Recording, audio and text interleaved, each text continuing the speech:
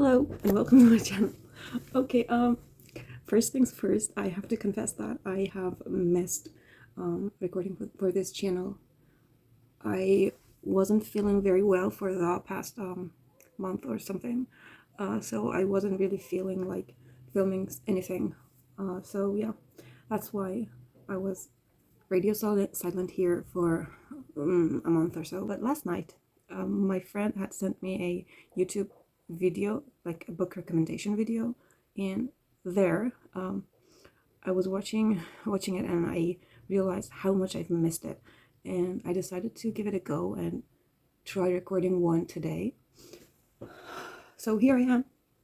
Let's see how it goes. I have nothing to talk about actually. I just came to ramble on and maybe update you about my ordinary life. Anyway, let me. Yeah, the video was about how to enter the world of classic literature and stuff like that. And I realized after like watching the video, I realized that now that I think about it, it was like really very eye-opening experience because I realized many things. And yeah, another thing that I realized was that uh, as a literature student, well, as a former literature student, I'll tell you why former. As a former literature student, I really don't look like one. I don't feel like one. Like watching these people talk about books and literature and all the novels they read, all the poems they read, like I don't feel like them. I don't look like them. I don't seem like them.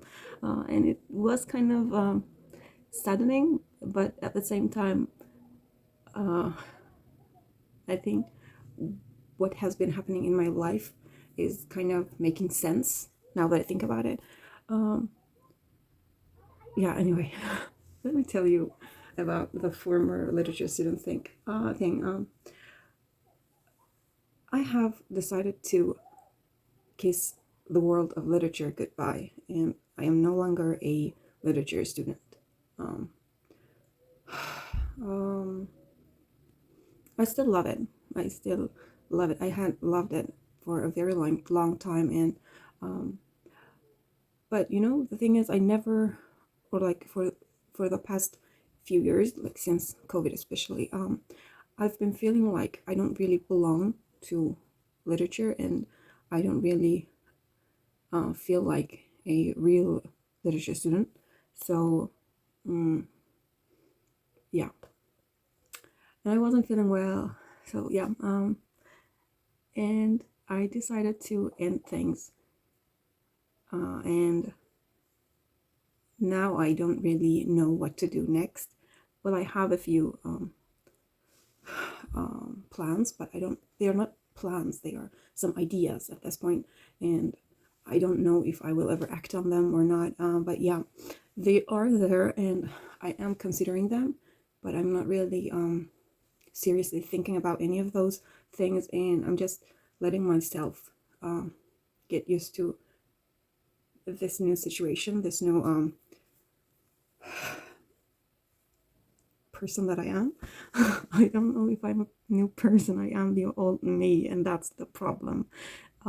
Because I am the old me still, I don't think I belong to literature. I never actually like I enjoyed whatever I read, but I don't think that's what makes a person be a literature person, be a literature student. Being a student really is different from being a just interested in literature or interested in any field. You ought to do stuff in order to like prove yourself as someone who is really invested in something and not just being interested. And I was just interested, and that was what keeping me from doing my thesis as well. I'm a lazy person, but that's not the case. I didn't I couldn't like take those extra steps one has to take when they are doing something that are dedicated to, and they are invested in. So yeah. Anyway, right now I am just focusing on learning my target languages. Well, I'm not really actively learning them, but I'm trying. And also, I'm focusing on my teaching and also my other full-time job. Well, I'm not really focusing on that one because that's kind of bothering these days. Anyway, I say anyway a lot. Anyway, yeah, but let me tell you about my little plans. I really like observing people. I really like trying to understand them and read them. It's something that I've been always interested in and always kind of did. I'm rather good at reading the vibes and the whole behavior of someone, and I'm willing to learn more about that. So I was thinking maybe I should follow that interest and do something along the line of psychology and sociology. So that might be my next step in the world of academic. And maybe not, but I really want to try that one as well. So that's one of the ideas I got for now. And my other idea, well, it is not an idea. It is something that I'm really very interested in. It's a newfound field of interest, area of interest, and I think that I might consider doing it and starting it really soon. I'm preparing myself and preparing the right environment for that. It is doing or becoming an UI UX designer. That's something that I've been only hearing about from this YouTuber I sometimes watch, Lindy Bodis. I think some of you know it if you are active on Twitter. She's a active language learner and she's also a UI UX designer. And I only ever heard of this field from her, and I really didn't actually pay attention to what it is until I came across this free online course about UI UX design, and I thought I might give it a try, and I did, and I loved it. It is very I always been interested in like technology and tech stuff and like doing the software things, and I never knew how or where to start or how can I like enter it. I was at some point going to study software engineering or something like but I ended up not doing it. I just want to say that I was always interested in this field, in this area, in this, just whatever. Anyway, yeah. So I give that a try and I like it, and I decided that I might continue it. And it has this potential. I think that it has a potential to become my future career. I don't know yet, but I think it might become one. And yeah, I'm just going to let things flow on their own account and see how it goes. I talked for 12 minutes. That's something. And my other idea is well, I don't have any other ideas. I'm either going to study one of those two fields I mentioned earlier, or I'm going to enter the world of UI UX design, or I'm going to do both. I don't know. And also, I started Japanese. That's something I wanted to share as well. I started Japanese, and it is not really a start, but it is a start. I don't know how to say it. I began working on hiragana again. I realized that I lost most of my hiragana in almost all of my katakana, and so I'm gradually refreshing them and regaining them. I have this mentor kind of person in my life, and they are helping me by giving homeworks, and it's actually working well. I'm almost done with hiragana and will soon start katakana, and I'm also trying to learn a little bit of kanji. Uh, it is just at the stage of recognition.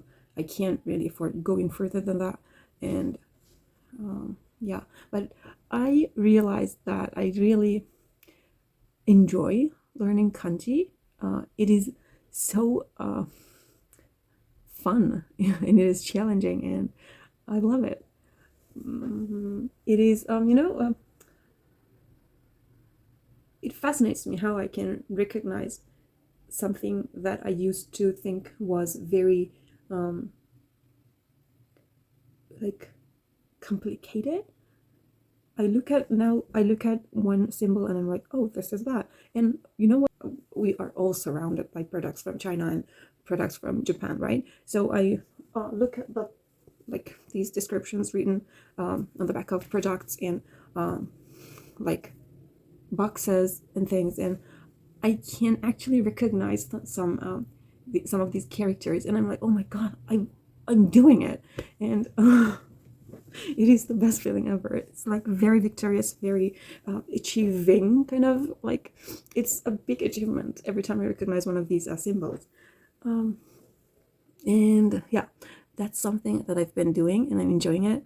And another thing is that I'm gradually progressing with my French.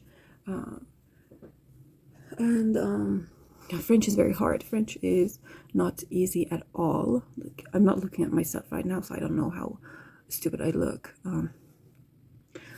But yeah, and I was saying, French is very hard. Like, I'm slowly stepping into like grammar, and oh god, I have a very long journey ahead of me, and I'm nervous at the same time excited to to really experience it and see how it goes. But I think French is for me, and I don't regret starting it. Also, my Korean, my baby, I will get better at it. I promise. I'm lost. The thing with Korean is that you can easily become lost with the amount of resources that are like at hand, and you don't know which one to pick up, and you are not sure which that if that one is the right one for you, and you're using it and you're still not very sure, so you decide to change it, and you're not still sure, so you change that as well, and soon you are lost in the world of resources. That's something that's been happening to me. By the way, this cute little earrings, they are a gift from my friend, and I love them, so I decided to like use them today. Anyway, I was saying, I easily get distracted. That's the problem with me. Yeah, this is exactly the problem with my Korean as well. I get distracted by resources, and I don't know what to do. So I think I need a mentor for my Korean as well. Like, I need someone to show me the path. Like, they take my hand and take me somewhere good, somewhere that helps me become finally a B1 and finally be able to like read and understand and write.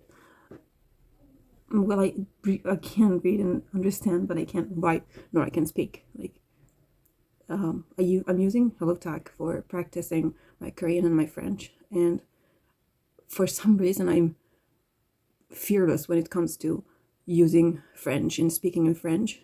But when someone asks me to say something in Korean, I'm like, why are you torturing me? I can't really produce much when it comes to speaking, and that's something that I really have to work on. But my French, the sentences, the expressions, they easily stick in my head, and I have them. I can use them whenever I want. But with Korean, it's not the same. It happens much. I mean, when writing, it's better, but when it comes to speaking, it seems impossible. Anyway, yeah, that's the little short update about my language learning as well. I think that's enough. I talked enough. It's been 20 minutes already. That's a long time. I might edit some parts and make it shorter, very short, probably.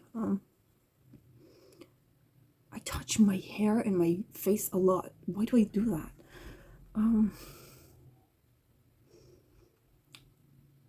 I was meaning to say something, but I don't know. What was it? It doesn't matter. Yeah. Thank you for tuning in, and thank you for watching this thing till the end. If you did, that is. And I have nothing else to say. Just stay safe and stay happy. Bye bye.